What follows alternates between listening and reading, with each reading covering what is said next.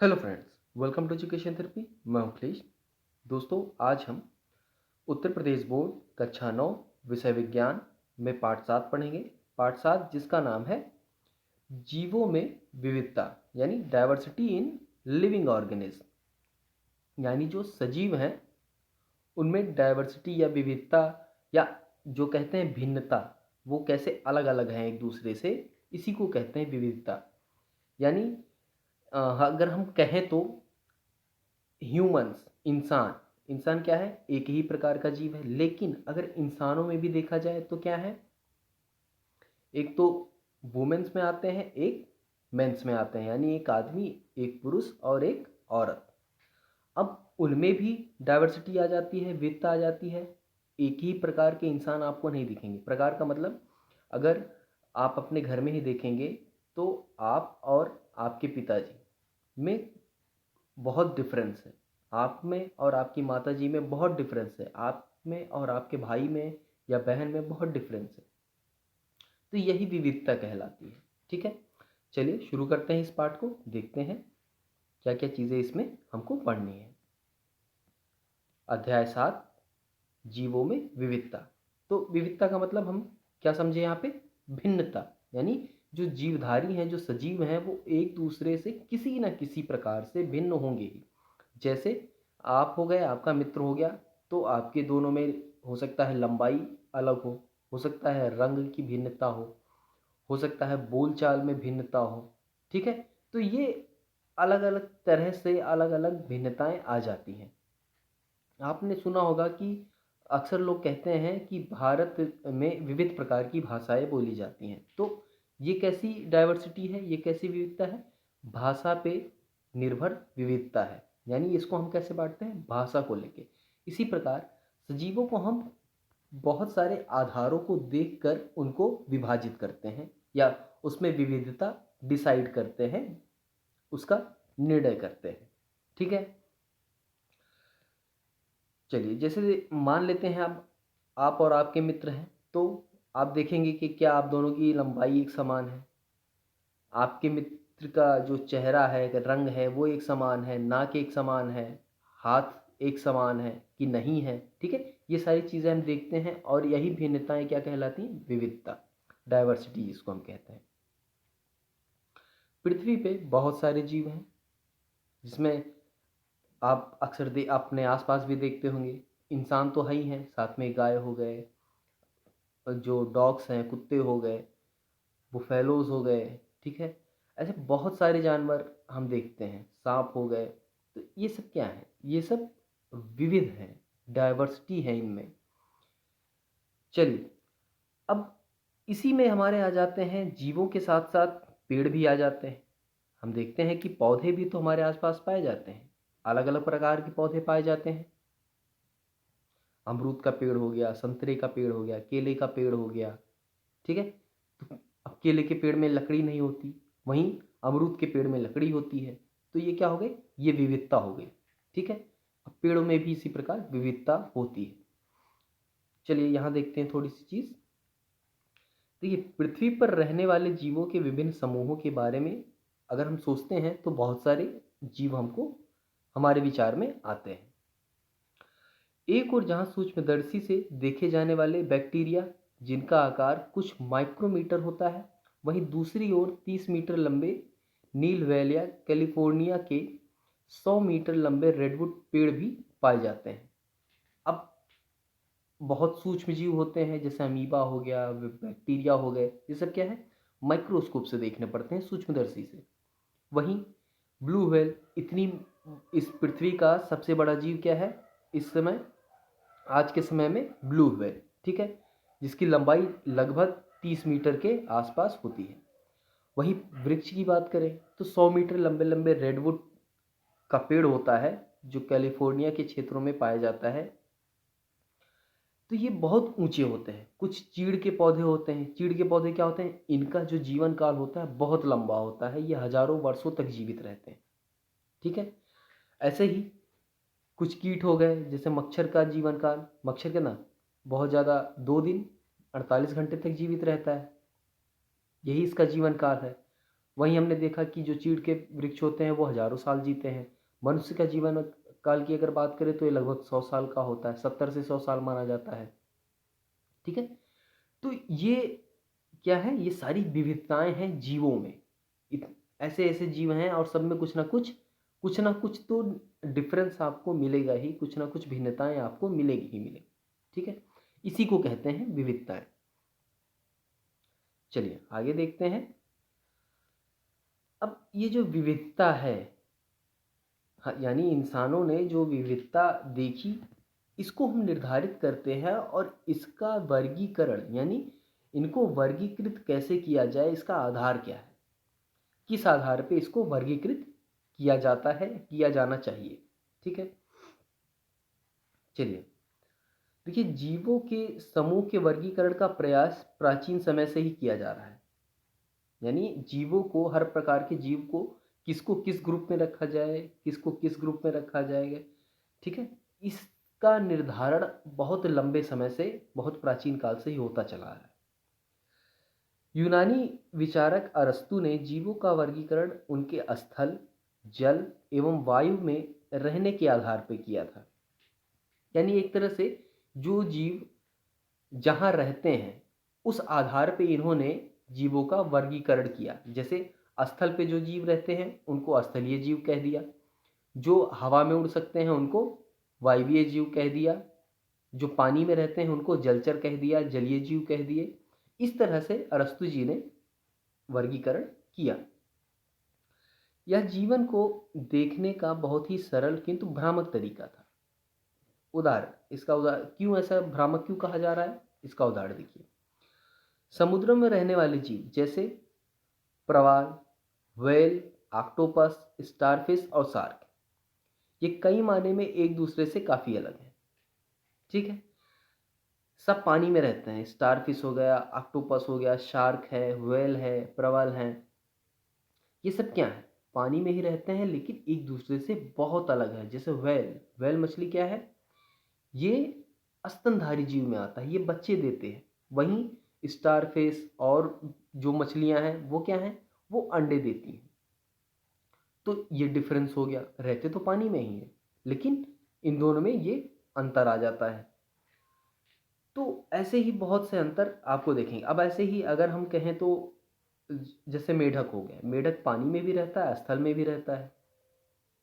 तो हम उसको उसके रहने के आधार पे कैसे कैसे विभाजित करेंगे, ये कहीं ना कहीं थोड़ा भ्रामक हो जाता था, थोड़ी दुविधा प्रदान करता था। ठीक है, तो ऐसे बहुत से लोगों ने आगे अपने अपने विचार दिए, लेकिन इन सब में समानता क्या होती थी, सिर्फ आवास की। जैसे जलीय जीव हैं तो वो उनकी समानता क्या होगी कि सारे जलीय जीव जल में ही रहने वाले हैं। ठीक है, चलिए, तो इस आधार पे जीवधारियों को बांटना ठीक नहीं समझा गया। मतलब धीरे धीरे जब आगे हम पढ़ते गए, बढ़ते गए, विचार करते गए, तो लोगों को लगा, वैज्ञानिकों को लगा कि इस तरह से बांटना ठीक नहीं है। तो इसलिए निर्णय लिया गया कि इनके विशिष्ट अभिलक्षणों के आधार पे, जो इनके विशिष्ट लक्षण होते हैं उनके आधार पे इनको वृहद वर्ग यानी बहुत बड़े वर्ग में इनका निर्माण करके इनको विभाजित किया जाए। उस एक पहले बड़ा वर्ग बनाया जाएगा, उसके बाद उस वर्ग को उनके उप समूहों यानी एक छोटे छोटे वर्ग में बांटा जाएगा। जैसे मान लीजिए कोई जैसे ये फादर है, ठीक है, ये फादर है तो ये बड़ा ग्रुप हो गया। अब फादर के दो बच्चे हैं तो ये दो छोटे छोटे ग्रुप हो गए। ठीक, इसके बाद मान लेते हैं इसके दो बच्चे हैं तो ये और उससे छोटा ग्रुप हो गया। ठीक है, तो इस तरह से ग्रुप में इनको बांटा गया है। चलिए आगे देखते हैं। जीव के लक्षण के तात्पर्य जीव के लक्षण से तात्पर्य उस जीव का कोई विशिष्ट रूप या विशिष्ट कार्य दिखता है। उदाहरण के लिए, हम में से ज़्यादातर लोगों के एक हाथ में 5 उंगलियां होती हैं, जो कि एक लक्षण है। ज़्यादातर लोगों को हमने देखा है कि उनके हाथ में क्या होती है, 5 उंगलियां होती हैं। कहीं कभी कभार हम देखते हैं कि किसी एक्सीडेंट की वजह से या किसी वजह से किसी की कुछ उंगलियां ना हो। ठीक है, उसी तरह अगर हम आगे देखते हैं, जो दौड़ने की क्षमता होती है, ठीक है, दौड़ने की क्षमता हम इंसानों में है, जानवरों में है। वहीं वृक्षों की अगर बात करें तो पेड़ क्या है, दौड़ नहीं सकते। ये भी क्या है, एक तरह का विशिष्ट लक्षण है जो हमें चलने वाले जीव और स्थिर रहने वाले जीवों में विभाजित करता है। जैसे पेड़ क्या है, ऐसा जीव है जो स्थिर रहता है, हमेशा एक ही जगह पे रहेगा जहाँ पे वो उगता है। और ह्यूमन क्या है, इंसान क्या है, वो चलता फिरता है, दौड़ सकता है, एक जगह से दूसरी जगह जा सकता है। ये लक्षण है। अब देखिए यहाँ पे जीवों का जो वर्गीकरण है, जीवों के वर्गीकरण के लिए कोशिका की प्रकृति से प्रारंभ करने विभिन्न परस्पर संबंधित। अब यहाँ पे देखो कोशिकीय लक्षणों के आधार पर भी इनको विभाजित किया गया है। जैसे देखिए यहाँ एक यूकैरियोटिक कोशिका में केंद्रक समेत कुछ झिल्ली से घिरे कोशिकांग होते हैं, जिसके कारण कोशिकीय क्रिया अलग अलग कोशिकाओं में दक्षतापूर्वक होती रहती है। अब यहाँ पे यूकैरियोटिक सेल, प्रोकैरियोटिक सेल, इनमें भी हम जीवों को विभाजित करते हैं। तो ये भी एक तरीका है हमारा क्या, वर्गीकरण करने का। ये भी एक तरह का आधार है वर्गीकरण करने का। अब यूकैरियोटिक में भी होता क्या है, केंद्रक होते हैं, झिल्ली से उसमें घिरे कोशिकांग होते हैं। ठीक है, ये क्या है, कोशिकांग क्या होते हैं, कोशिकांग वो अंग होते हैं जो कोशिका के अंदर पाए जाते हैं, उन्हें कोशिकांग कहते हैं। और वो उस कोशिका को सजीव बनाने में या कह सकते हैं कि उसको चलित बनाने में, कार्य करने योग्य बनाने में वो कोशिकांग उस कोशिका की मदद करते हैं। तो एक आधार तो ये हो गया। फिर यहां देखते हैं तो केंद्रक भी क्या है, वर्गीकरण का आधारभूत एक लक्षण हो जाता है। जैसे हम डिवाइड करते हैं प्रोकैरियोटिक सेल और यूकैरियोटिक सेल में। ठीक है, कोशिका अकेले पाई जाती है। ठीक है, कोशिका तो अकेले पाई जाती है, कहीं अकेले पाई जाती है, कहीं समूह में पाई जाती है। इसलिए हम कहते हैं ना, एक कोशिकीय जीव और बहुकोशिकीय जीव। तो इस आधार पे भी हम वर्गीकरण करते हैं। तो एक साथ समूहों में भी कोशिका पाई जाती है या अविभाज्य समूह से मिलती है। यानी जब कोशिका समूह में बनती है, यानी समूहों में पाई जाती है, तो वो एक तरह से उत्तक का निर्माण करती हैं। और उत्तक में क्या होता है, श्रम विभाजन पाया जाता है। जैसे हमारा हाथ, हाथ में क्या है, बहुकोशिकीय है हमारा शरीर, इंसान का शरीर बहुकोशिकीय है। और हाथ, पैर, सर, मस्तिष्क, ये सब क्या है, अलग अलग तरह की कोशिकाओं से बना है। और ये समूह, बहुत सारी कोशिकाएं मिलके तब एक उत्तक बनाती हैं। और ये हर कोशिका का या हर उत्तक का अपना अपना एक निश्चित कार्य होता है। जैसे दिमाग का कुछ अलग कार्य है, हाथ का हमारे अलग कार्य है, पैर का अलग कार्य है। ठीक है, इस तरह से श्रम विभाजन पाया जाता है इसमें। तो इन सब आधार पे भी हम वर्गीकरण करते हैं। अब हम आते हैं, यहाँ देखते हैं कि कुछ पेड़ पौधे जो प्रकाश संश्लेषण क्रिया से अपना भोजन बनाते हैं, यानी कुछ जीव ऐसे हैं जो प्रकाश संश्लेषण की क्रिया से अपना भोजन बनाते हैं। तो इस आधार पे भी हम बांटते हैं। कुछ जीव ऐसे हैं जो प्रकाश संश्लेषण नहीं करते। ठीक है, उनमें शारीरिक संगठन किस स्तर का होता है, इस चीज को देख कर भी हम, इस चीज को आधार बना के भी हम वर्गीकरण करते हैं। कितना शरीर विकसित होता है, किस हिसाब से विकास होता है किस जीव में, यानी बहुत सी छोटी छोटी चीजें देख कर भी हम जो है वर्गीकरण करते हैं। जैसे अब किसी भी जीव की सबसे छोटी इकाई क्या है जीवन की, कोशिका। तो अब इससे छोटी चीज तो हम वर्गीकरण के लिए देख ही नहीं सकते। हाँ, इससे ऊपर कई चीजें आती हैं जिसको हम देखते हैं। ठीक है, चलिए अब यहां देखते हैं हम वर्गीकरण और जैव विकास। देखिए, सभी जीव को उनकी शारीरिक संरचनाओं और कार्य के आधार पर पहचाना जाता है और उनका वर्गीकरण किया जाता है। जो वो कार्य करते हैं, उनकी संरचना कैसी है, उसी आधार पे हम जीवों को पहचानते हैं और उनको वर्गीकृत करते हैं, यानी अलग अलग ग्रुप्स में रखते हैं। शरीर की बनावट के दौरान जो लक्षण पहले दिखाई पड़ते हैं उन्हें मूल लक्षण के रूप से या रूप में जाना जाता है। जो डिज़ाइन है, जैसे इंसान, ह्यूमन क्या है, हमारे शरीर की बनावट अलग है गाय से, हमारे शरीर की बनावट अलग है डॉग से, कुत्ते से, ठीक है। तो ये क्या है, बनावट के आधार पे जो लक्षण हमको दिखाई देते हैं, एक तो यही आधार बन जाता है हमारे वर्गीकरण का। चलिए आगे देखते हैं। अब आते हैं, वर्गीकरण तो जान गए कि क्या क्या चीज़ें देख के हम वर्गीकृत करते हैं, ठीक है। अब आते हैं अभी यहाँ जैव विकास। क्या होता है जैव विकास? देखिए, जीवों के वर्गीकरण का जैव विकास से कितना नज़दीकी संबंध है। जैसे विकास क्या है, जैव विकास क्या है? जितने भी जीवों को देखते हैं हम, सभी निरंतर होने वाले परिवर्तन की उस प्रक्रिया के स्वाभाविक परिणाम है जो उनके बेहतर जीवन यापन के लिए आवश्यक है। अब जैसे जो जीव है वो जीव जीवन यापन करेगा, यानी जीवित रहने के लिए कुछ ना कुछ करेगा, खाएगा पिएगा, काम करेगा, ठीक है। तो जीवित रहने के लिए उसको कुछ ना कुछ करना है, इसी को कहते हैं जीवन यापन। जैव विकास की इस अवधारणा को सबसे पहले चार्ल्स डार्विन ने 1859 में अपनी पुस्तक द ओरिजिन ऑफ स्पीसीज में दिया था। तो सबसे पहले किसने बताया? चार्ल्स डार्विन ने 1859 में इन्होंने अपनी बुक में लिखा। कौन सी बुक थी? The origin of species. ये एक इम्पॉर्टेंट बुक है, इसका नाम याद होना चाहिए, और ख़ास तौर से ये याद होना चाहिए कि चार्ल्स डार्विन ने इसको लिखा था, द ओरिजिन ऑफ स्पीसीज। अब कुछ जीव समूह की जो एक ग्रुप ऑफ कह सकते हैं जीव, यानी जो लिविंग थिंग है, इनका एक ग्रुप, जिस इनकी शारीरिक संरचना में प्राचीन काल से लेकर आज तक कोई खासा परिवर्तन नहीं हुआ, लेकिन कुछ जीव समूह ऐसे हैं जिनकी संरचना में बहुत ज़्यादा परिवर्तन हमको दिखाई देता है, ठीक है।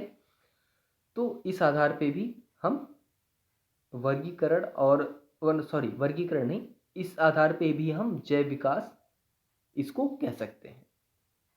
भाई, जो पहले से विकसित होके, जैसे अब अगर हम बहुत पहले की बात करें, जो मानव विकास है, पहले मानव किस तरह होता था? एक चिंपैंजी की तरह होता था।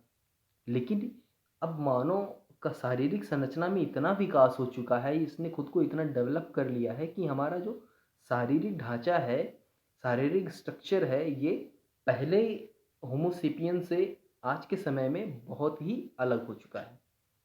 ये क्या है? इसको कहते हैं जैव विकास। चलिए आगे देखते हैं। वर्गीकरण समूह की पदानुक्रमित संरचना। अब देखिए, वर्गीकरण समूह को बनाने के लिए कई लोगों ने अपना मत दिया, कई लोगों ने अपना तरीका दिया।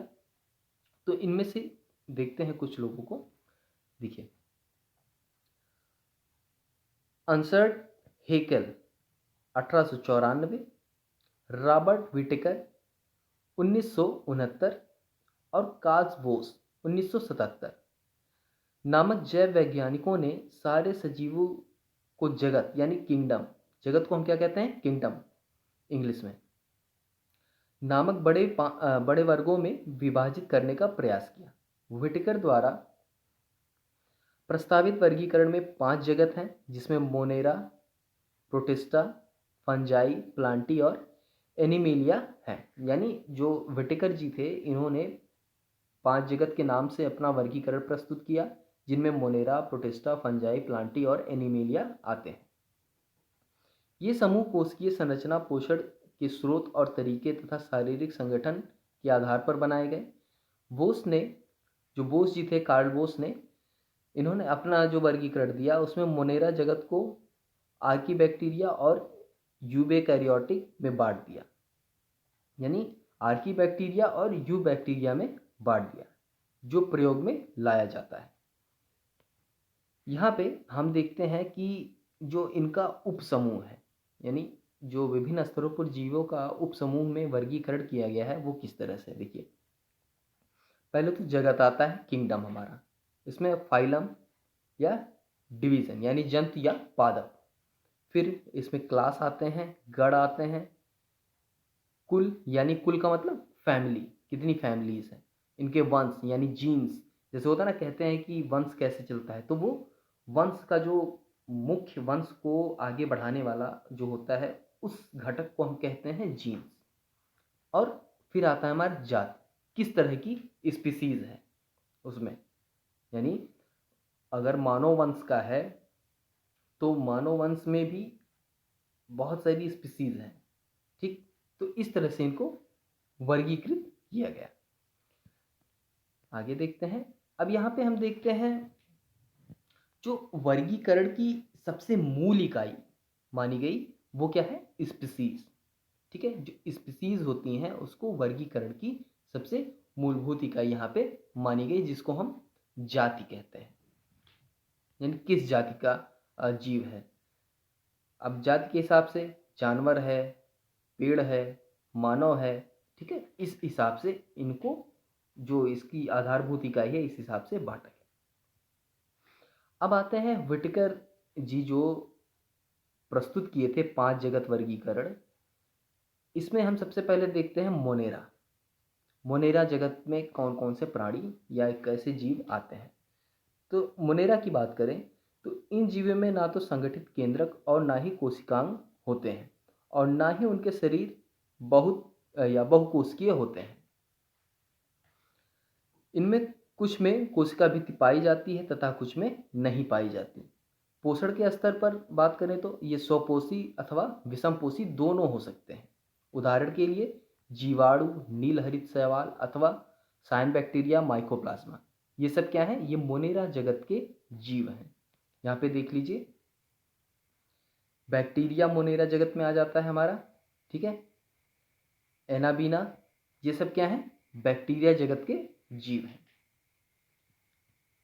अब इसके बाद अगर हम देखते हैं तो हमारा आता है प्रोटिस्टा। ये कैसे होते हैं, इसमें एक कोशिकीय या एक कोशिका के जीव जो होते हैं या यूकैरियोटिक जीव आते हैं। इसमें कि जो कुछ जीव हैं इनमें गमन के लिए सीलिया, फ्लैजेल नामक संरचनाएं पाई जाती हैं। ये स्वपोषी और विषमपोषी दोनों तरह की हो सकती हैं। उदाहरण के लिए एक कोशिकीय शैवाल, डायटम, प्रोटोजोआ इत्यादि। अब देखिए एक कोशिकीय जीव जो भी हैं यहाँ पे हमारे, जैसे पैरामीशियम हो गया, अमीबा हो गया, हमारे यूग्लिना हो गया, ये सब क्या है, ये प्रोटोजोआ हैं और ये हमारे प्रोटिस्टा फैमिली में आते हैं, ठीक है। ये जितने भी एक कोशिकीय जीव आपको दिखाते हैं ये प्रोटिस्टा फैमिली में आते हैं।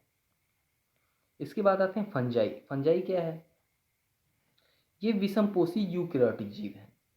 इनमें से कुछ पोषण के लिए सड़े गले कार्बनिक पदार्थों पर निर्भर रहते हैं, इसलिए इन्हें मृतजीवी कहा जाता है। जैसे आपने देखा होगा कि फंगस, फंजाई मतलब फंगस, रोटी बना के हम रखते हैं, ब्रेड या कुछ भी कोई चीज़ है, कोई भोज्य पदार्थ हम रखते हैं और उसको ऐसे खुले में छोड़ दें तो आप देखेंगे कि उसके ऊपर सफ़ेद कलर का कुछ, उस पर हमको कोई संरचना दिखाई देती है, कुछ चीज़ें चिपकी हुई दिखाई देती हैं उस रोटी पे या जो भी है, वो क्या है, वही फंजाई है, वही फंगस है।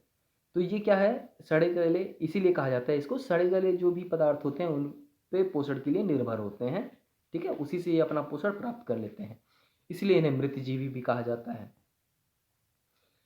देखिए कई अन्य अतिथेय जीव के जीवित जीवद्रव पर भोजन के लिए आश्रित होते हैं, यानी ये परजीवी भी कहते हैं, मृतजीवी भी इनको कहा जाता है और परजीवी भी होते हैं क्योंकि ये किसी दूसरे पर ही भोजन के लिए निर्भर होते हैं। फंजाई अथवा कवक में काइटिन नामक जटिल शर्करा भी बनी हुई कोशिका भित्ति पाई जाती है, यानी फंजाई अथवा जो या कवक होते हैं इनमें काइटिन नामक जटिल जो हमारा शर्करा है इसकी बनी हुई कोशिका भित्ति पाई जाती है। अब इसमें उदाहरण की बात करें तो यीस्ट, मोल्ड, मशरूम, ये सब क्या है, ये सब हमारे फंजाई में आते हैं। कुछ मशरूम आप जानते हैं जिसको हम खाते भी हैं, ठीक है, हमारी सेहत के लिए लाभदायक होते हैं, कुछ फंजाई ऐसे होते हैं जो हमारी सेहत के लिए नुकसानदायक हैं। तो ये दोनों तरह के हो सकते हैं। अब यहाँ पे कवकों की अगर कुछ प्रजातियों की बात करें तो कवक की कुछ प्रजातियों हमारे नीलहरित शैवाल आ ही जाते हैं, साइनोबैक्टीरिया आ ही जाते हैं, के साथ अस्थाई अंतर संबंध बनाती हैं जिन्हें सहजीविता कहते हैं। अब यहाँ पे जो कवक होते हैं ये क्या सहजीवी में आते हैं, फंजाई हमारा परजीवी में आ जाता है, और ये जो होता है हमारा कवक, ये क्या हो जाते हैं, ये सहजीवी में आ जाते हैं। सहजीवी का मतलब होता है कि जैसे आप हैं, आपका दोस्त है, आपके दोस्त के पास कोई ऐसी चीज़ है जो आपको चाहिए और आपके पास ऐसी कोई चीज़ है जो आपके दोस्त को चाहिए, तो आप क्या कहेंगे, आप कहेंगे कि अपने दोस्त से कि तुम मुझे वो चीज़ दो जो मुझे चाहिए, तो मैं तुम्हें वो चीज़ दूंगा जो तुम्हें चाहिए। तो इस तरह से एक दूसरे पे निर्भरता कायम होती है। इसी को एक दूसरे पे निर्भरता होने बराबर मतलब सहभागिता होने को ही सहजीविता कहते हैं। कि जैसे मान लीजिए सामने वाले के पास खाना है और आपके पास पानी है, तो आप कहेंगे कि आप खाना थोड़ा मुझे दे दो अपने पास से, मैं थोड़ा पानी तुम्हें दे दूंगा। इसी को कहते हैं सहजीविता। चलिए आगे देखते हैं। ऐसे सहजीवी जीवों को लाइकन कहा जाता है। तो ये जो सहजीवी होते हैं इनको क्या कहते हैं, लाइकन कहते हैं। और लाइकन से क्या बनता है, आपने सुना होगा, जानते होंगे। लाइकन से जो हमारा जो जिससे हम एसिड और बेस का टेस्ट करते हैं, ठीक है, वो पेपर बनता है। अब उस पेपर का क्या नाम है वो आप कमेंट बॉक्स में बताइए। चलिए आगे देखते हैं। ये लाइकन अक्सर पेड़ों की छालों पर रंगीन धब्बों के रूप में दिखाई देते हैं। पेड़ के जो छाल होते हैं उस पे अक्सर हमको दिखाई देते हैं। अगला है हमारा प्लांटी। प्लांटी मतलब जो पेड़ पौधे हमारे इस वर्ग में आ जाते हैं। इस वर्ग में कोशिका भित्ति वाले बहुकोशिकीय यूकैरियोटिक जीव आते हैं। ये स्वपोषी होते हैं और प्रकाश संश्लेषण के लिए क्लोरोफिल का उपयोग करके अपना भोजन बनाते हैं। इस वर्ग में लगभग सभी पेड़ पौधों को रखा गया है। तो प्लांटी का मतलब प्लांट से है, और प्लांट क्या करते हैं, प्रकाश संश्लेषण करते हैं, बहुकोशिकीय यूकैरियोटिक जीव में आते हैं, ये होते हैं प्लांटी। यहाँ पे हम जो जीवधारी का वर्गीकरण है किस तरह से किया गया है इसका एक चार्ट है, ये चार्ट देख लेते हैं, थोड़ा सा हमको आसानी होगी।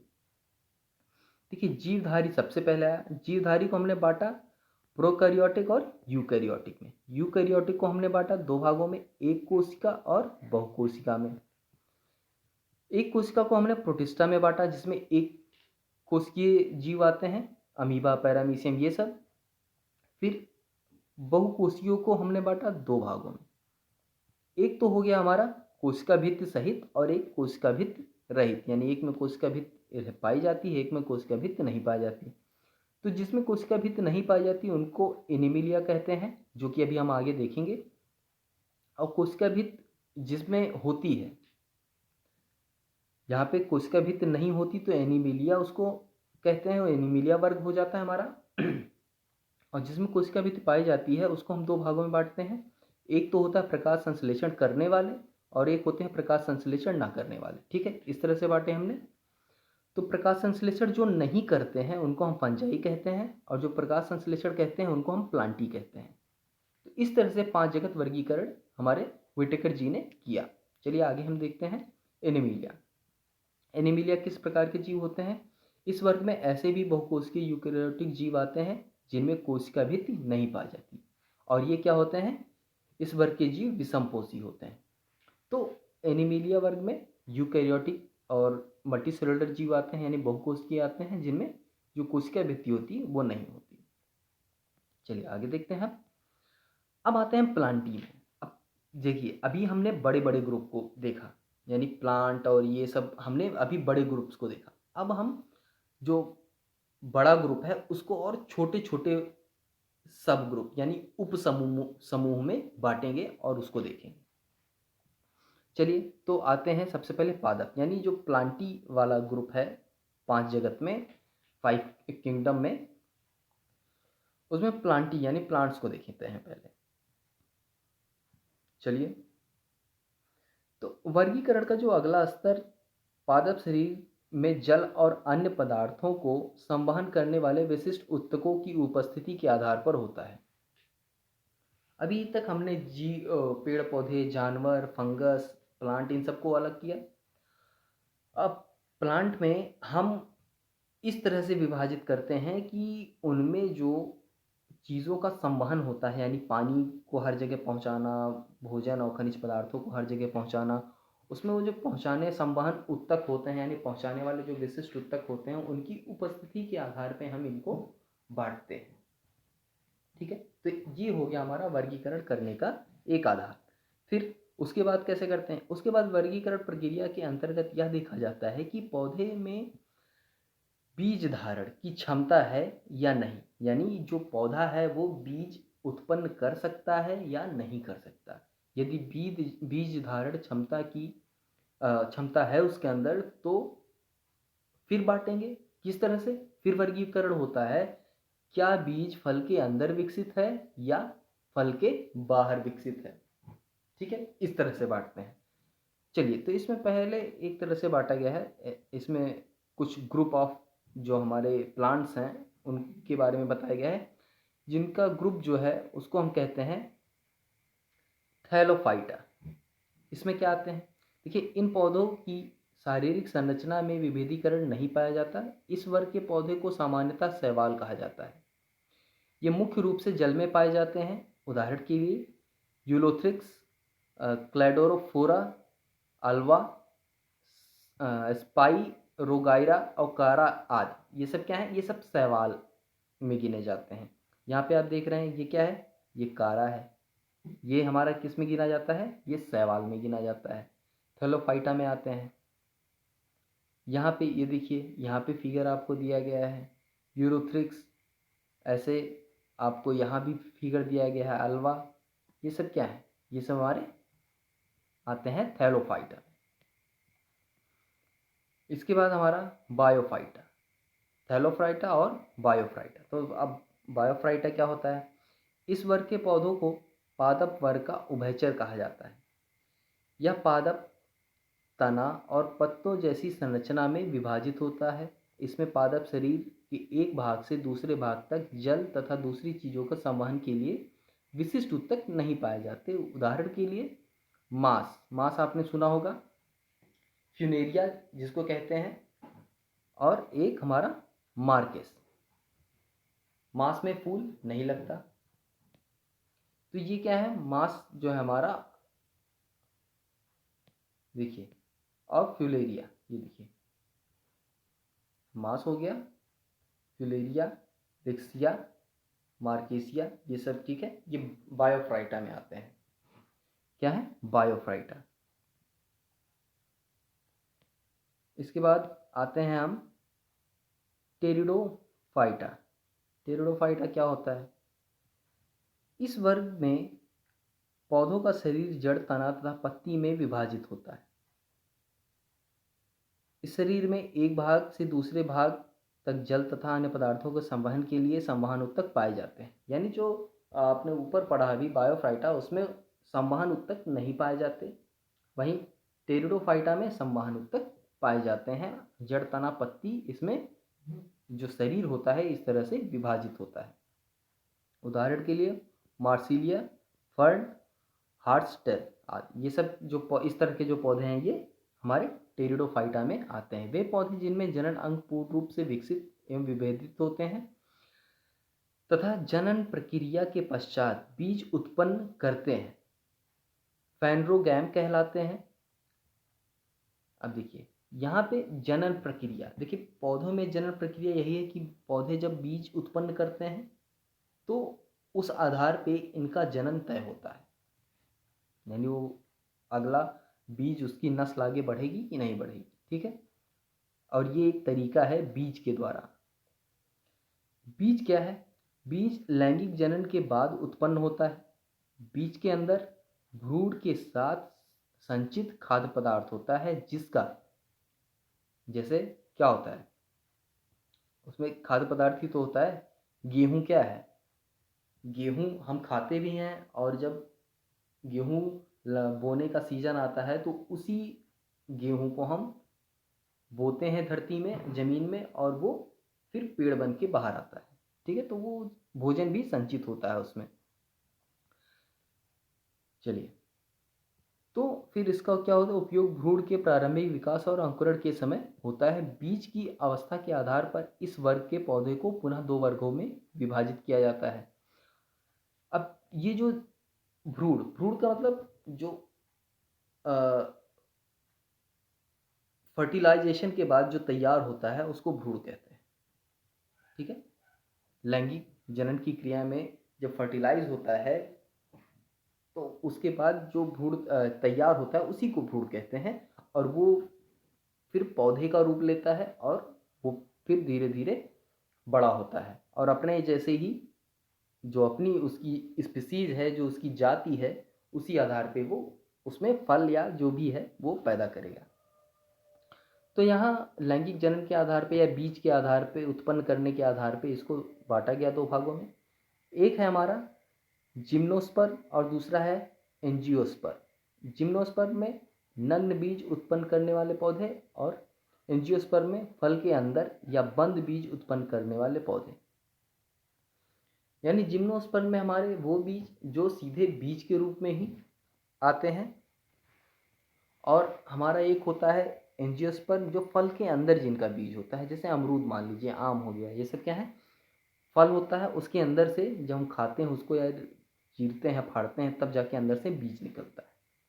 चलिए, जिम्नोस्पर्म क्या होता है थोड़ा सा जान लेते हैं, कैसे पौधे इसमें आते हैं।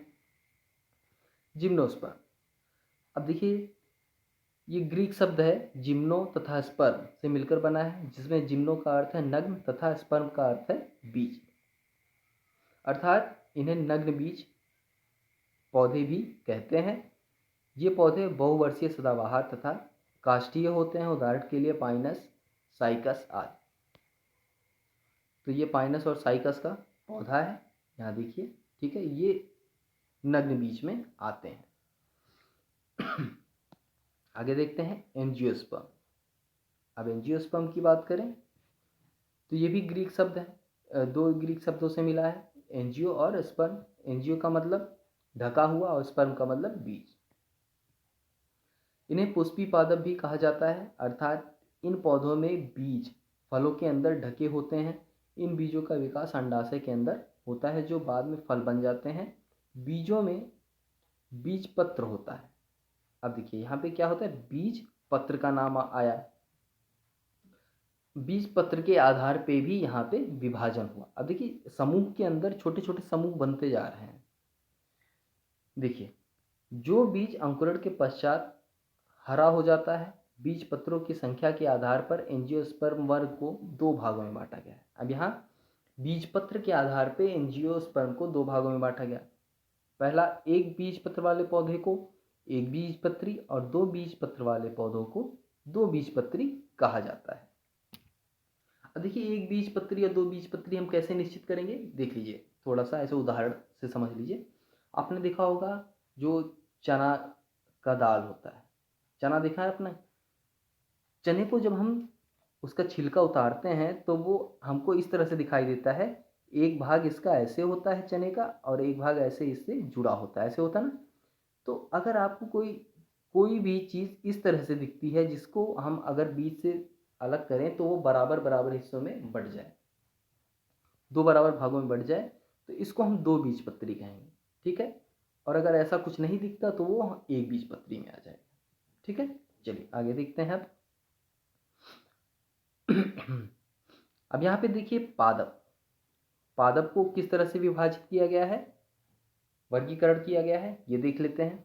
देखिए, पादप, पादप को पहले बांटा गया किसमें, पादप जो शरीर है बिना विभेदन के, और एक विभेदित यानी विभेदन वाला पादप शरीर। तो बिना विभेदन का जो पादप शरीर था उसमें हमारे क्या आ जाते हैं, थैलोफाइट आ जाते हैं। और जो विभेदन वाले शरीर हैं पादप के, उसमें एक तो आ जाता है बिना संवहनी उत्तक, जिसमें संवहन उत्तक नहीं पाया जाता, और एक में जिसमें संवहन उत्तक पाया जाता है। तो जिसमें संवहन उत्तक नहीं पाया जाता उसमें हमारा आ जाता है बायोफाइटा, और जिसमें संवहन उत्तक पाया जाता है उसको हम बांटते हैं दो भागों में। एक हो गया बीज रहित और एक हो गया बीज उत्पन्न करने वाले, यानी जिनमें जो बीज पैदा करते हैं। तो बीज रहित में आ जाता है हमारा टेरिडोफाइटा, और बीज उत्पन्न करने वाले को हम फिर दो भागों में बांटते हैं, एक तो नग्न बीज और एक हमारा फलों में बंद बीज, जो फल के अंदर बीज पाए जाते हैं। तो नग्न बीजों को हम जिम्नोस्पर्म कहते हैं, और वहीं जो फलों के अंदर बीज पाए जाते हैं उनको हम एंजियोस्पर्म कहते हैं। एंजियोस्पर्म को फिर दो भागों में बांटा जाता है, एक होता है हमारा दो बीजपत्री और एक होता है हमारा एक बीजपत्री। ठीक है, द्विबीजपत्री और एक बीजपत्री में बांटा गया। ये हमारा है पादप का वर्गीकरण। चलिए आगे देखते हैं। देखिए यहाँ पे हम एक बीजपत्री और उसको कैसे देखेंगे, देख लीजिए। यहाँ पे हम देखते हैं कि भिगोए हुए चने, मान लेते हैं गेहूँ, चना, मक्का, हम ये सब, इमली, ये सब के बीज हम भिगो देते हैं। भीगे हुए बीज को बीज जल अवशोषण के कारण नरम हो जाते हैं। जैसे हम चना भिगाते हैं ना, तो चना क्या होता है, हो जाता है नरम हो जाता है। इन बीजों को दो भाग में बांटने का प्रयास कीजिए। यानी जब बीज को हम पानी में भिगोते हैं और कुछ देर बाद, यानी 2 घंटे 4 घंटे बाद जब हम उसको निकालते हैं तो वो नरम हो जाते हैं। अब उसको हम क्या करेंगे, अपने हाथ से ही उसको अलग करने का प्रयास करेंगे, यानी दो भागों में बांटने का प्रयास करेंगे। देखिए बीज फटकर दो बराबर भागों में अगर बट जाते हैं तो क्या होंगे, दो बीजपत्री। ठीक है, और अगर वे ऐसा नहीं करते, यानी जिन बीजों में दो दालें दिखाई देती हैं वे दो बीजपत्री और नहीं फूटते, और जो नहीं फूटते यानी जो नहीं अलग होते, वो दालें नहीं दिखाई देती, यानी वे एक बीजपत्री होती हैं। जो दो बराबर भागों में बट जाए, बस सीधा सिंपल से याद रखिए, जो दो बराबर भागों में बट जाए बहुत आसानी से उनको दो ही बीजपत्री, और जो ना बटे उनको एक बीजपत्री। ठीक है, इस तरह से आप याद रखेंगे। चलिए आगे देखते हैं। यहाँ पे अब आते हैं एनिमिलिया, यानी जो हमारा मोनेरक है, जो किंगडम का जो पांचवा भाग था हमारा, पांचवा वर्गीकरण एनिमिलिया। अब एनिमिलिया को किस में बांटा गया है वो जानते हैं। इस वर्ग में आता क्या है हमारा, यूकैरियोटिक बहुकोषीय जीव आते हैं, और क्या होते हैं वो विषमपोषी होते हैं। ठीक है, तो इस तरह के जीव इसके अंदर आते हैं। अब इसमें जो वर्गीकरण है, इनमें कोशिका के आधार पे है, और उस कोशिकाओं में क्या होता है, कोशिका भित्ति नहीं पाई जाती। एक तो ये हो गया। अब इसमें अधिकतर जंतु जो है वो चलायमान है, यानी चलने वाले जीव हैं। ठीक है, शारीरिक संरचना एवं विविधीकरण के आधार पर इनका वर्गीकरण किया गया है। चलिए आगे देखते हैं इसमें कैसे कैसे वर्गीकरण है। पोरीफेरा, सबसे पहले हमारा आता है पोरीफेरा। कैसे जीव है ये, पोरीफेरा का अर्थ है छिद्रयुक्त जीवधारी। ये क्या होते हैं, अचल जीव हैं जो किसी आधार से चिपके रहते हैं। अब देखिए पोरीफेरा में वो जीव आते हैं जो कहीं चिपके रहते हैं या किसी एक जगह पे फिक्स होते हैं, वहीं पे अपनी पूरी जिंदगी वो बिताते रहते हैं। इनके पूरे शरीर में अनेक छिद्र पाए जाते हैं। ये छिद्र शरीर में उपस्थित नाल प्राणी से जुड़े होते हैं, जिसके माध्यम से शरीर में जल, ऑक्सीजन और भोज्य पदार्थ का संचरण होता है। ठीक है, तो ये इस तरह से अपना जीवन यापन करते हैं। इन्हें सामान्यतः स्पंज के नाम से जाना जाता है। स्पंजी होते हैं, बहुत हवा पानी सब कुछ सोखते रहते हैं, जो बहुधा समुद्री आवास में पाए जाते हैं, यानी समुद्र में पाएंगे आप या समुद्र के किनारे अक्सर ये जीव पाए जाते हैं। उदाहरण के लिए इनका उदाहरण में जो जो आते हैं, साइकान, यूप्लेक्टेला, स्पंजिला इत्यादि, ये सब क्या है, ये सब आते हैं हमारे जो जीव हैं पोरीफेरा में। चलिए अब आते हैं अगला ग्रुप, जो उपसमूह है हमारा एनिमिलिया का, सिलेंट्रेटा। ये क्या है, ये जलीय जंतु हैं या जलीय जीव हैं। इनका शारीरिक संगठन उत्तकीय स्तर का होता है। इनमें एक देह गुहा पाई जाती है। देखिए इसमें एक देह गुहा भी होती है। यही चीज़ हमको मेन पॉइंट्स याद होने चाहिए। बाकी आप इसमें जो पोथा है वो इतना बड़ा बड़ा लिखा है वो सब नहीं, लेकिन जो मेन पॉइंट्स हैं वो ज़रूर याद रखिए। किस प्रकार की जीव आते हैं, क्या चीज़ इसके अंदर है, बस इतना अगर आप याद कर लेते हैं, नाम याद कर लेते हैं तो समझ लिए बहुत याद है। ठीक है। तो सिलेंट्रेटा में क्या आता है, ये ऐसे जीव हैं जिनमें देह गुहा पाई जाती है और उत्तकीय स्तर का इनका जो है शरीर होता है, जलीय जंतु है। ठीक है, ये हो गए। इनका शरीर कोशिकाओं की दो परत यानी आंतरिक एवं बाह्य परत में से बना होता है। अब इसका उदाहरण अगर देखें तो हम जैसे कोरल, ये क्या है, और कुछ एकाकी होती हैं यानी आगे भी कुछ होती हैं जैसे हाइड्रा। उदाहरण में कोरल, हाइड्रा, ये सब क्या है, समुद्री जीव हैं। जेलीफिश भी इसी में आता है। चलिए, सिलेंट्रेटा में ये जीव हमारे आते हैं। ये हो गया, ये है हमारा हाइड्रा और यह है समुद्री एनीमोन।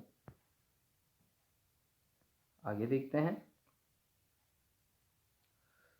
अगला जो हमारा सब ग्रुप है यानी उपसमूह कहेंगे, प्लेटी हेल्मथ्रीज। ठीक, प्लेटी हेल्मथ्रीज ये क्या है, पूर्व वर्णित वर्गों की अपेक्षा इस वर्ग के जंतु की शारीरिक संरचना अधिक जटिल है। इनका शरीर द्विपार्श्व सममित होता है। दो पार्ट्स यानी दो तरह से, दो भागों से मिलके इनका शरीर बना होता है, सम्मिलित होकर बना होता है। अर्थात शरीर के दाएं और बाएं भाग की संरचना समान होती है, यानी जो दो भाग होते हैं वो एक ही समान के भाग आपस में जुड़ के ये बनाते हैं, इसको कहते हैं द्विपार्श्व सममित। इनका शरीर तिकोरक होता है, अर्थात इनका उत्तक विभेदन 3 कोशिकीय स्तर का होता है। इससे शरीर के बाह्य और आंतरिक दोनों प्रकार के स्तर बनते हैं तथा इनमें कुछ अंग भी बनते हैं। इनमें वास्तविक देह गुहा का अभाव होता है। यानी देखिए, इसके पहले हमने देखा कि सिलेंट्रेटा में देह गुहा होता है, लेकिन जो प्लेटीहेल्मथ्रीज है इसमें देह गुहा, वास्तविक देह गुहा का अभाव होता है यानी नहीं होता। इसमें देखिए इनका शरीर जो होता है वो पृष्ठधारी व चपटा होता है। यहाँ पे चित्र में देख रहे हैं ना, ये है, चपटे शरीर वाले होते हैं, इसलिए इन्हें चपटे क्रीम भी कहा जाता है।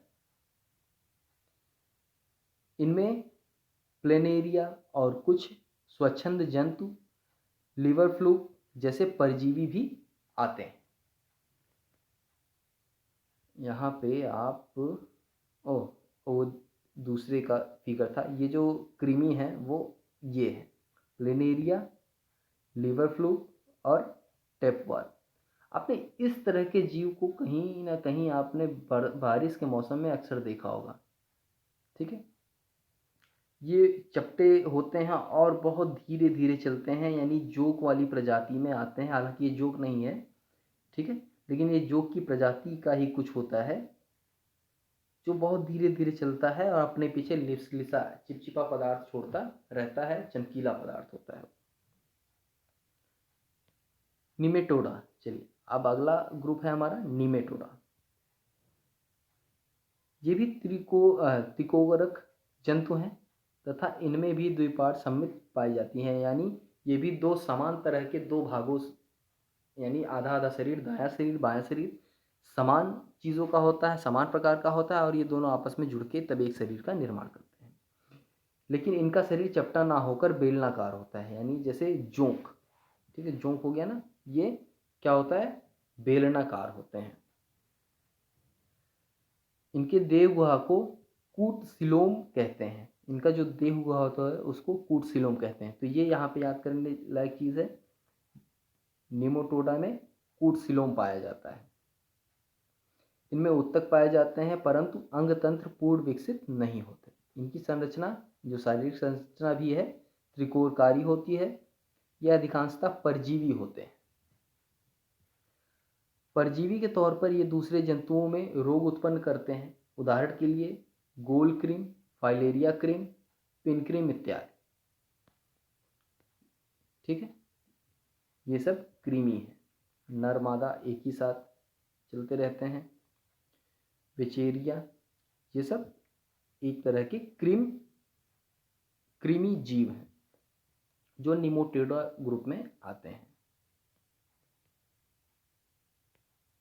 यहाँ पे हमारा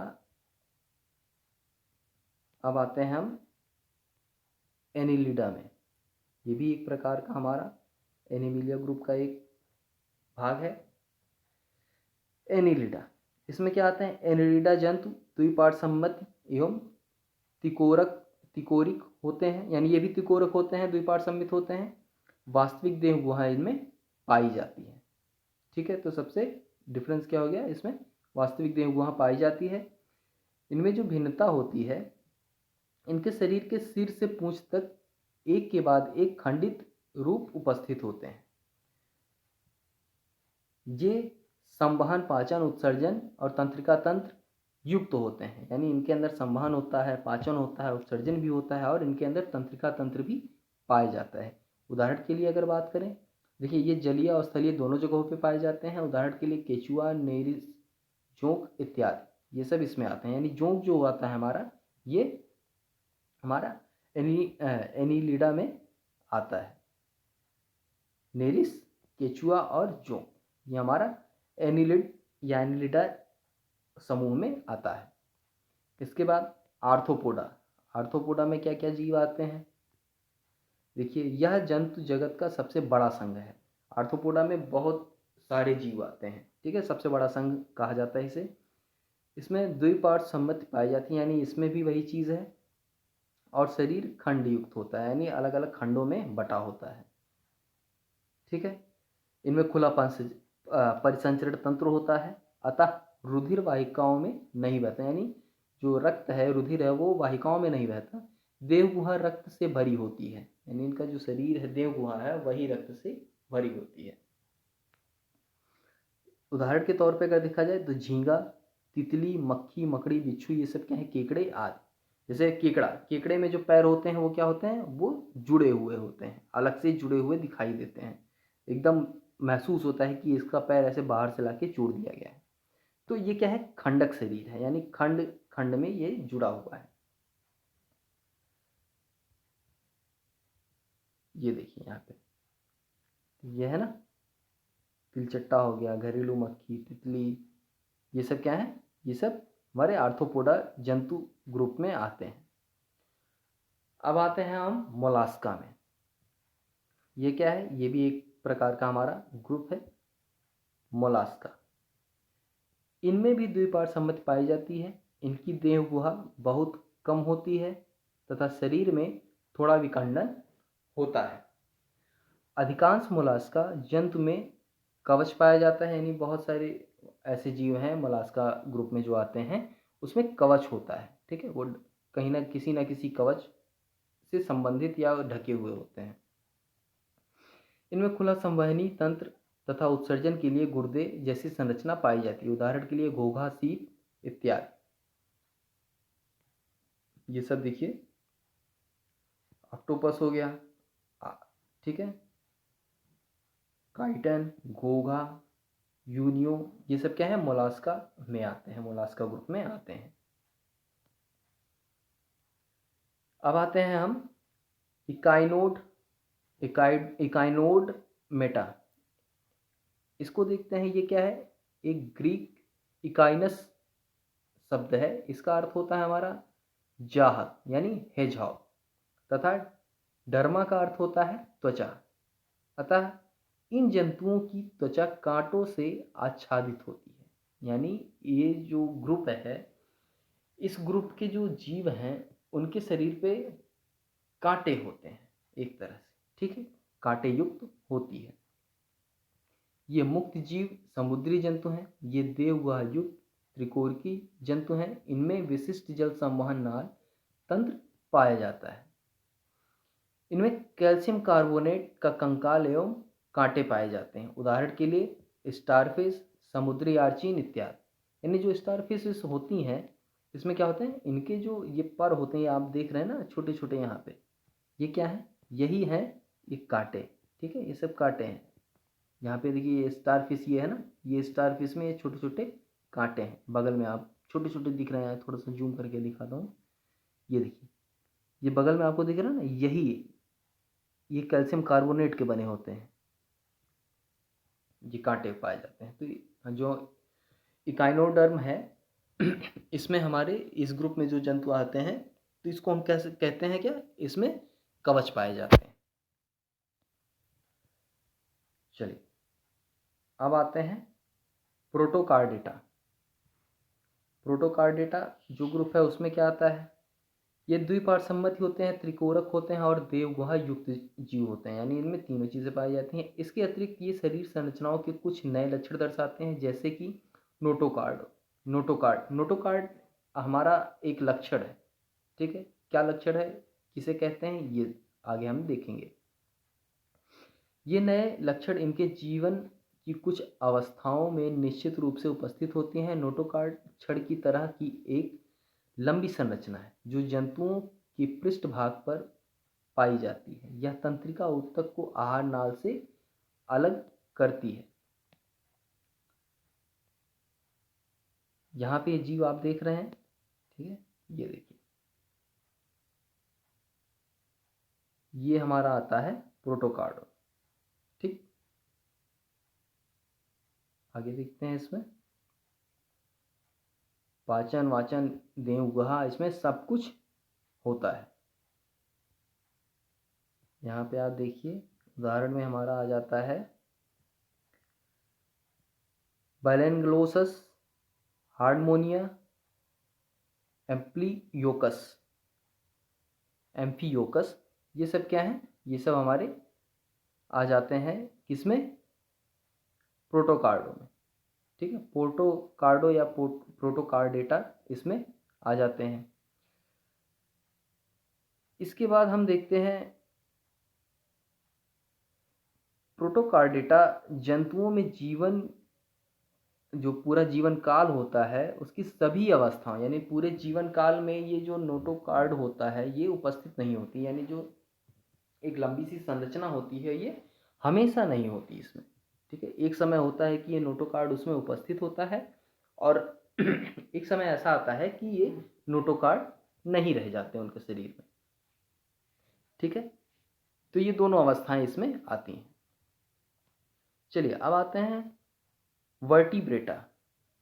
अब हमारा जो अगला ग्रुप है ये वर्टिब्रेटा, जिसको हम कहते हैं कशेरुकी। कशेरुकी मतलब जिस जिन जीवों में मेरुदंड पाई जाती हो, जिन जीवों में बैकबोन पाई जाती हो, जिन जीवों में रीढ़ की हड्डी पाई जाती हो, ये सारे क्या हैं, कशेरुकी, मेरुदंड, बैकबोन, रीढ़ की हड्डी, ये सब एक ही चीज़ को कहते हैं।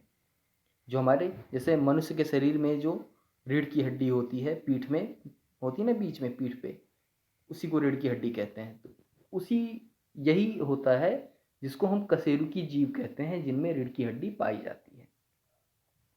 चलिए इसमें देखते हैं, इन जंतुओं में वास्तविक मेरुदंड एवं अंतःकंकाल पाया जाता है। इसी कारण जंतुओं में पेशियों का वितरण अलग अलग होता है एवं पेशियां कंकाल से जुड़ी होती है जो इन्हें चलने में सहायता प्रदान करती है। यानी जो पेशियां हैं ये कंकाल से जुड़ी होती हैं तभी हम चल फिर पाते हैं। अगर हमारी हड्डियों से हमारे मांसपेशियां नहीं जुड़ी होंगी तो हम कोई कार्य नहीं कर पाएंगे, ठीक है। वर्टिब्रेटा द्विपार्श्वसम्मति त्रिकोरक देहगुहा वाले जंतु हैं। इनमें ऊतकों एवं अंगों का जटिल विभेदन पाया जाता है। सभी कशेरुकी जीव निम्नलिखित लक्षण पाए जाते हैं। जो सभी कशेरुकी जीव होते हैं उनमें कुछ लक्षण होते हैं, जैसे नोटोकार्ड, यानी नोटोकार्ड क्या होता है, एक लंबी सी संरचना होती है तो नोटोकार्ड पाया जाता है। पृष्ठन लिए कशेरु दंड यानी मेरुरज्जु, रीढ़ की हड्डी पाई जाती है। त्रिकोरक शरीर होता है, युग्मित क्लोम थैली होती है, देवगुहा होता है, यानी ये चीज़ें पाई जाती हैं। वर्टिब्रेटा में लगभग वर्टिब्रेटा को 6 वर्गों में बांटा गया है, ठीक है। जो ये वर्टिब्रेटा है 6 वर्गों में बांटा गया है, 5 या 6 जिस तरह से आप कहें, लेकिन 6 वर्गों में ही बांटा गया है इसको। आते हैं देखते हैं, सबसे पहला जो कशेरुकी वर्ग आता है उसमें आता है हमारा साइक्लोस्टोमेटा, ठीक है। साइक्लोस्टोमेटा इसमें किस प्रकार के जीव हैं, देखिए साइक्लोस्टोमेटा में जबड़े रहित कशेरुकी जीव हैं। इनकी विशेषता लंबे ईल के आकार का शरीर, गोलाकार मुंह एवं शल्क रहित चिकनी त्वचा होना है। ये बाह्य परजीवी होते हैं जो दूसरे कशेरुकी से संबद्ध हो जाते हैं। उदाहरण के लिए पेट्रोमाइजान एवं मिक्सेन यानी हैग मछली जो होती है, ये जबड़ा रहित होते हैं। देखिए, जबड़ा रहित कशेरुकी जीव होते हैं ये है पेट्रोमाइजान। इसके बाद हमारा आता है दूसरा ग्रुप, जिसमें हमारा आता है कशेरुकी में यानी वर्टिब्रेटा में मत्स्य यानी मछलियाँ, सभी मछलियाँ इसमें आ जाती हैं। ये मछलियाँ हैं जो समुद्र और मीठे जल दोनों जगहों पर पाई जाती हैं। इनकी त्वचा शल्क यानी शल्क क्या होते हैं? शल्क मछली के ऊपर जो त्वचा होती है उसको शल्क कहते हैं, जो पानी को मछली के शरीर में जाने से रोकता है, अथवा प्लेटों को से ढकी होती हैं तथा ये अपनी मांसल पूंछ का प्रयोग तैरने के लिए करती हैं। यानी जो मांसल पूंछ होती है इसका यूज़ करते हैं तैरने के लिए। इनका जो शरीर होता है वो धारा रेखित होता है यानी धारीय होता है, उसमें रेखाएं पाई जाती हैं। ठीक है, देखिए कुछ मछलियों में कंकाल केवल उपास्थि का बना होता है। उपास्थि क्या है? कार्टिलेज जिसको बोलते हैं। एक तो हड्डी होती है और एक उपास्थि होती है, यानी हड्डी का ही एक रूप है उपास्थि, जैसे शार्क। अन्य प्रकार की मछलियों में कंकाल अस्थि का बना होता है, जैसे टूना एक मछली है, रोहू, ये सब क्या है? इसमें जो कंकाल है वो बना होता है हड्डी का, अस्थि का। यहाँ पे आप देख ही रहे हैं, ये क्या है? एनावास, उड़न मछली, ये सब क्या है? मछलियाँ हैं। ठीक है, मत्स्य जगत में आते हैं ये सब।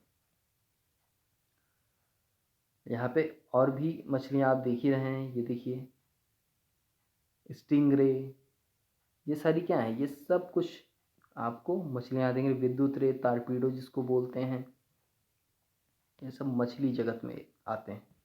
इसके बाद हम आते हैं, मछली जगत के बाद हमारा आ जाता है जल और स्थलचर। जल और स्थलचर का मतलब यहाँ पे ये विभिन्न मत्स्यों से विभिन्न है, क्योंकि इनमें शल्क नहीं पाए जाते। इनकी त्वचा पर श्लेष्म ग्रंथियाँ पाई जाती हैं तथा हृदय त्रिकक्षीय होता है। जो हृदय है वो 3 कक्षीय होता है। इनमें बाह्य कंकाल नहीं होता, वृक्क पाए जाते हैं। वृक्क मतलब किडनी। श्वसन क्लोम अथवा फेफड़ों द्वारा होता है, यानी जो सांस लेते हैं वो क्लोम अथवा फेफड़े दोनों से लेते हैं। ये अंडे देने वाले जंतु हैं। ये जल तथा स्थल दोनों जगह पे रहते हैं। उदाहरण के लिए मेढक, सैलामेडर, टोड आदि। ठीक है, ये सब क्या है? कैसे जीव हैं? ये सब स्थलचर और जलचर। इसीलिए मेढक को क्या कहते हैं? स्थल और जलचर दोनों कहते हैं ना। तो ये एक ग्रुप है जिसमें स्थलचर और जलचर दोनों प्रकार के जीव आते हैं। अब आते हैं सरीसृप। सरीसृप मतलब सांप वाली प्रजातियां। इसको देखते हैं। यहाँ पे ये असमतापी जंतु हैं। इनका शरीर शल्क द्वारा ढका होता है। इनमें श्वसन फेफड़ों द्वारा होता है। हृदय सामान्यतः त्रिकक्षीय होता है, यानी ज़्यादातर जीवों का इसमें 3 कक्ष वाला हृदय होता है। लेकिन अगर मगरमच्छ की बात करें, मगरमच्छ भी सरीसृप में आता है, लेकिन मगरमच्छ का जो हृदय है वो 4 कक्षीय होता है। तो इसलिए इस पॉइंट को आप याद रखें। आगे देखते हैं, इसमें इनमें भी वृक्क पाया जाता है। ये भी अंडे देने वाले प्राणी है। इनके अंडे कठोर कवच से ढके होते हैं तथा जल स्थलचर की तरह इन्हें जल में अंडे देने की आवश्यकता नहीं पड़ती। उदाहरण के लिए कछुआ, सांप, छिपकली, मगरमच्छ। अब देखिए, ये जो जीव हैं ये सरीसृप पानी में अंडे नहीं देते। ठीक है, ये कछुआ हो गया, मगरमच्छ हो गया, ये सब क्या कहाँ जाते हैं? ये पानी से निकल के जाते हैं कहीं किनारे और वहाँ पे अंडे दे के फिर पानी में ये लोग लौट आते हैं। यानी ये जो अंडे देते हैं वो स्थल पर ही देते हैं। ये किंग कोबरा हो गया, टर्टल हो गया, घरेलू छिपकली, उड़न छिपकली, ये सब क्या है? ये सब है हमारे सरीसृप में आते हैं। इसके बाद आता है हमारा पक्षी, पक्षियों का ग्रुप। ये समतापी प्राणी है। इनका हृदय 4 कक्षीय होता है। इनके 2 जोड़ी पैर होते हैं। इनमें आगे वाले पैर पंख के रूप में परिवर्तित हो जाते हैं और उड़ने का, जो पक्षियों के लिए पंख फैलाने और उनको फड़फड़ाने के लिए सहायता प्रदान करते हैं। श्वसन फेफड़ों द्वारा करते हैं ये। इस वर्ग में सभी पक्षी को रखा गया है, यानी जितने भी बर्ड आते हैं, पक्षी आते हैं, चाहे शुतुरमुर्ग हो या और भी कोई तोता मैना जो भी हो, ये सब कुछ इसी ग्रुप में आते हैं, पक्षी वाले ग्रुप में। चलिए, अब आता है हमारा एक ग्रुप स्तनपायी। देखिए, स्तनपायी ये समतापी प्राणी हैं, हृदय चार कक्षीय होता है। इस वर्ग के सभी जंतु में नवजात के पोषण के लिए दुग्ध ग्रंथियां पाई जाती हैं, यानी जो बच्चे होते हैं उनको दूध पिलाने के लिए जो ग्रंथियां जिन जीवों में पाई जाती हैं उन्हें हम स्तनपायी कहते हैं, यानी स्तनपायी कहा जाता है उन्हें। इनकी त्वचा पर बाल, श्वेत और तेलीय ग्रंथियां होती हैं, जैसे मानव के शरीर पे, जैसे हमारे शरीर पे बाल होते हैं ना, और ग्रंथियां, तेलीय ग्रंथियां होती हैं। अक्सर त्वचा से तेल निकलता रहता है, तेलीय हो जाती है त्वचा, तो उसको तेल ग्रंथियां कहते हैं। इस वर्ग के जंतु शिशुओं को जन्म देने वाले होते हैं, हालांकि कुछ जंतु अपवाद स्वरूप अंडे भी देते हैं। जैसे इकिडान, पेलेटिप्स, ये सब क्या है, अंडे देने वाले जंतु हैं, लेकिन आते किस में है, स्तनपायी में। अंडे देते हैं, बच्चे उसमें से निकलते हैं और फिर उन्हें वो दूध पिलाते हैं, तो इसलिए इनको स्तनपायी में रखा गया है। कंगारू जैसे कुछ स्तनपायी में अविकसित बच्चे मार्सुपियम नामक थैली में तब तक लटकते रहते हैं जब तक उनका पूर्ण विकास नहीं हो जाता।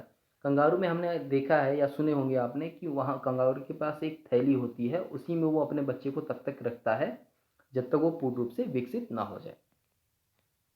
ये सब कुछ स्तनपायी जीव हैं, जैसे व्हेल मछली हो गई, इंसान हो गया, बिल्ली हो गई, चमगादड़ हो गया, चूहा हो गया, ये सब क्या है, बच्चे देने वाले जंतु हैं और ये अपने बच्चों को दूध पिलाते हैं।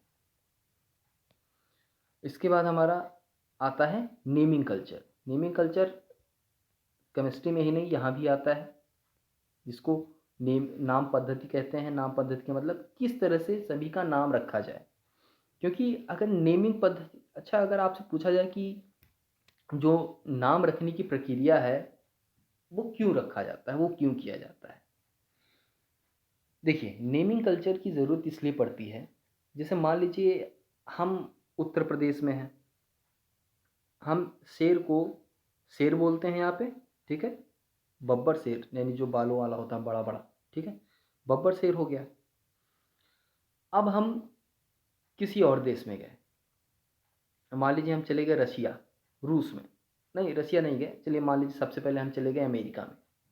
अब अमेरिका में गए तो हमें तो यहाँ पढ़ाया गया है कि शेर माने लायन, सॉरी यानी लायन माने शेर, ठीक होता है आगे पीछे, तो लायन माने शेर होता है। तो चलो हम इतना अगर जानते हैं, तब तो वहाँ किसी ने लायन बोला तो हम समझ जाएंगे हाँ ये शेर की बात कर रहा है। अब हमको चाइनीज़ और रसियन नहीं आती, हम रसिया में चले गए, अब वहाँ कोई शेर शेर कर रहा है, हम अपनी जगह पे शेर कर रहे हैं, उसको समझ में नहीं आ रहा है कि मैं क्या बोल रहा हूँ, और वो अपनी भाषा में शेर शेर बोल रहा है, हमको नहीं समझ में आ रहा, वो ठीशों फीशों कुछ ऐसे करता है, समझ में नहीं आएगा क्या बोल रहा है वो। और ये चाइनीज़ में जाएंगे तो अच्छी छो अच्छी कुछ बोलेगा, समझ में ही नहीं आएगा, क्या फ़ायदा, ठीक है। तो नेमिंग कल्चर की ज़रूरत हमें इसलिए पड़ती है। अब नेमिंग जो पद्धति है, ये नेमिंग पद्धति दिया किसने था ये आप जान लीजिए। उसके बाद थोड़ा सा आगे बढ़ते हैं। देखिए, केरोलस केरोलस लीनियस ने नेमिंग कल्चर का विकास किया था, इन्होंने ही इसकी शुरुआत की थी।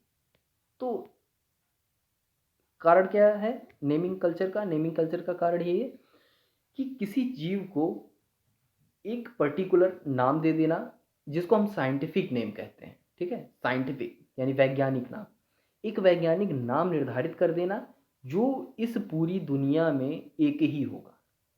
यानी अगर उस जीव को उस वैज्ञानिक नाम से बुलाया जाएगा, भारत में जो नाम होगा वही उसका वैज्ञानिक नाम रसिया में भी होगा, वही वैज्ञानिक नाम चाइना में भी होगा, वही वैज्ञानिक नाम लंदन में होगा, वही यूएस में होगा, ठीक है। तो दुनिया के हर कोने में वही वैज्ञानिक नाम इस्तेमाल किया जाएगा। तो आप कोई भाषा समझे ना समझे, बट अगर इस पूरी दुनिया में हम कहीं भी जाएंगे और लायन बोलेंगे तो हमको पता चलेगा कि लायन माने शेर होता है। आप भले उसको हिंदी में समझे, वो सामने वाले चाइनीज़ में समझता है या रशियन में समझता है, किसी में भी समझे। तो यही ज़रूरत पड़ी हमको नेमिंग कल्चर की, नाम पद्धति की। इसकी शुरुआत 18वीं शताब्दी में की गई थी, किसके द्वारा? केरोलस लीनियस के द्वारा। ठीक है, तो यह है नेमिंग कल्चर की ज़रूरत। चलिए अब आते हैं, जो प्राणी जगत है इसको कैसे विभाजित किया गया, वर्गीकरण। प्राणी, तो प्राणी को दो भागों में बांटा गया। ठीक, पहला उत्तक स्तर की संरचना और कोशिकीय स्तर की संरचना। तो कोशिकीय स्तर में हमारा पोरीफेरा आ जाता है। ठीक, उसके बाद जब हम उत्तक स्तर की बात करते हैं तो इसको तीन भागों में बांटा गया। तीन भागों में एक हमारा आ जाता है बाह्य त्वचा एवं जठर त्वचा के बीच देह गुहा नहीं होना। तो इसमें सिलेंट्रेटा और हमारा पहले हेप्टिक थिनीज आ जाता है। इसके बाद कूट देहु गुहा जहाँ पाई जाती है, जिसमें पाई जाती है निमेटोडा, उसको कहते हैं हम। अब फिर आता है देव गुहाधारी, जिसमें देव गुहा मौजूद होती है, उनको फिर दो भागों में बांटा गया। इसमें एक होता है भ्रूण विकास के समय एक कोशिकीय से मेसोडर्म की एक कोशिका के विकास होना। इसमें क्या क्या आता है? एक ही कोशिका का विकास होना एक भ्रूण से। तो इसमें आ जाता है एनिलिडा, मोलास्का और आर्थ्रोपोडा, ये तीनों आ जाते हैं। वहीं अंतःस्तर की एक थैली से देव गुहा का बनना, यानी अंतःस्तर यानी अंदर के शरीर में जो एक देव गुहा का निर्माण हुआ, अंदर एक थैली होगी, उसी थैली में उसका निर्माण होगा। तो इसमें इसको दो भागों में बांटा गया। इसमें नोटोकार्ड विहीन और नोटोकार्ड युक्त। अब इसमें नोटोकार्ड विहीन में हमारा आ जाता है इकाइनोड मेटा, और इसके बाद जो नोटोकार्ड युक्त होते हैं उसमें आ जाता है कार्डेटा। कार्डेटा को दो भागों में बांटा गया। एक तो लार्वा अवशोषित नोटोकार्डेटा उपस्थित, जिसमें प्रोटोकार्डेटा आते हैं, और फिर वयस्क में मेरुदंड द्वारा नोटोकार्ड का स्थापन। यानी एक तो नोटोकार्ड जिसमें पाया जाता है उसमें हमारा प्रोटोकार्डेटा आ जाता है, और नोटोकार्ड की जगह पे जिनमें मेरुदंड आ जाती है, यानी जो कशेरुकी जीव होते हैं। ठीक है, एक तरह से जो कशेरुकी होते हैं उनको कहा गया है। तो कशेरुकी आगे, कशेरुकी को हम यहाँ पे कितने 6 भागों में बांट देते हैं। एक तो हमारा जबड़ा रहित वाले आ जाते हैं जीव। ठीक, एक आ जाता है हमारा मत्स्य जीव, जिसमें मछलियाँ पाई जाती हैं, मछलियाँ रखी जाती हैं। जल और स्थलचर, जो दोनों जगह पे रह पाते हैं। सरीसृप में आ जाते हैं सांप वाले, जो सांप की तरह जो जीव होते हैं उससे मिलते जुलते। पक्षी में सारे पक्षी आ जाते हैं, और स्तनपायी में दूध पिलाने वाले सारे जीव आ जाते हैं। तो इस तरह से प्राणी जगत को, ये जो जंतु वर्गीकरण है उसको इस तरह से वर्गीकृत किया गया। चलिए, हम पढ़ रहे थे क्या? नेमिंग पद्धति। तो ये वर्गीकरण के बाद, इसलिए मैंने बता दिया बीच में कि एक बार इसका पूरा चार्ट आपको आपके दिमाग में रहे। तो नेमिंग पद्धति की ज़रूरत क्या थी वो मैंने आपको बताया। किस कारण से हम साइंटिफिक नाम रखते हैं, वैज्ञानिकों ने क्यों साइंटिफिक नाम, वैज्ञानिक नाम रखा है, इसका कारण मैंने आपको बताया। अब इसके कुछ रूल हैं, कुछ नियम हैं, वो देखते हैं। देखिए, जीन्स एवं स्पीशीज का ही ध्यान रखा जाता है नेमिंग कल्चर में। नाम पद्धति के लिए दुनिया भर में कुछ विशेष बातों पर विचार किया जाता है, जैसे जीन्स का नाम अंग्रेजी के बड़े अक्षर से शुरुआत होना चाहिए, यानी अंग्रेजी के अक्षर से शुरू होना चाहिए कैपिटल लेटर में। प्रजाति का नाम छोटे अक्षर से शुरू होना चाहिए। ठीक है, जो प्रजाति है वो छोटे अक्षर से शुरू होगा। छपे हुए रूप में वैज्ञानिक नाम इटैलिक से लिखे जाते हैं। जब इन्हें हाथ से लिखा जाता है तो जीन्स और स्पीशीज दोनों को अलग अलग रेखित कर दिया जाता है। तो ये कुछ बातें हैं जिनका ध्यान रखना पड़ता है नेमिंग कल्चर में, जो नाम हम रखते हैं। चलिए, इस पाठ में हमने क्या क्या सीखा, क्या क्या पढ़ा, एक बार उसको एक शॉर्ट कट में, शॉर्ट चीज़ में पढ़ लेते हैं। देखिए, वर्गीकरण जीवों की विविधता को स्पष्ट करने में सहायक होता है, यानी वो किस तरह से एक दूसरे से अलग अलग हैं, भिन्न हैं, इसको और सुनिश्चित करने में मदद करता है वर्गीकरण। इसीलिए वर्गीकरण किया जाता है। जीवों को 5 जगत में वर्गीकृत करने के लिए निम्न विशेषताओं को ध्यान में रखा जाता है।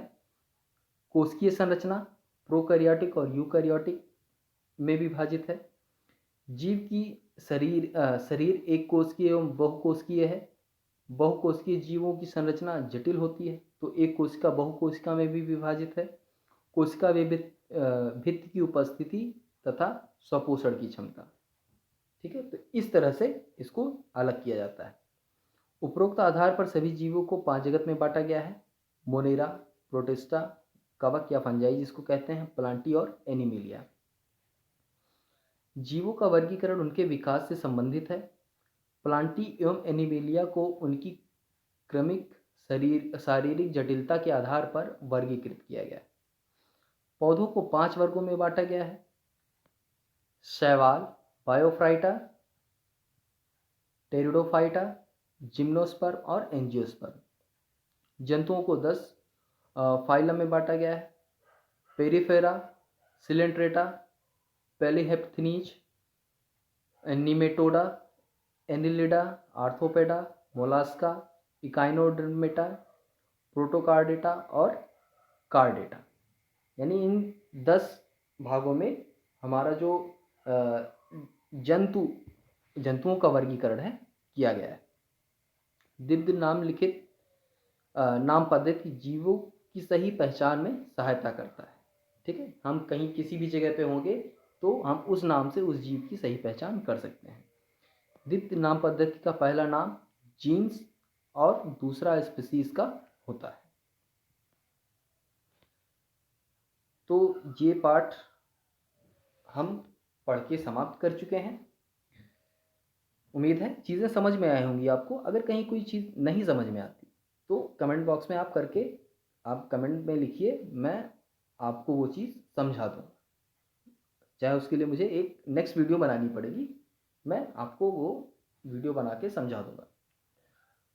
6 प्रश्न है इसमें, कोशिश करिएगा इन 6 प्रश्नों के उत्तर लिखने की। अगर कहीं कोई दिक्कत आती है तो बताइएगा। तो आज के लिए बस इतना ही। उम्मीद है वीडियो अच्छी लगी होगी, ये पाठ आपको समझ में आया होगा। कहीं कोई दिक्कत है तो बेझिझक आप कमेंट बॉक्स में पूछ सकते हैं। वीडियो को ज़्यादा से ज़्यादा शेयर करिए, लाइक करिए और सपोर्ट कीजिए हमें, ताकि हम खुद को भी इम्प्रूव करें और साथ साथ आपका जो पढ़ने का तरीका है, आप जो पढ़ना चाहते हैं, उस पढ़ाई को भी हम इम्प्रूव कर सकें। चलिए, तो आज के लिए बस इतना ही और चैनल को सब्सक्राइब ज़रूर करिएगा। तो आज के लिए बस इतना ही, मिलते हैं नेक्स्ट वीडियो में, तब तक के लिए धन्यवाद।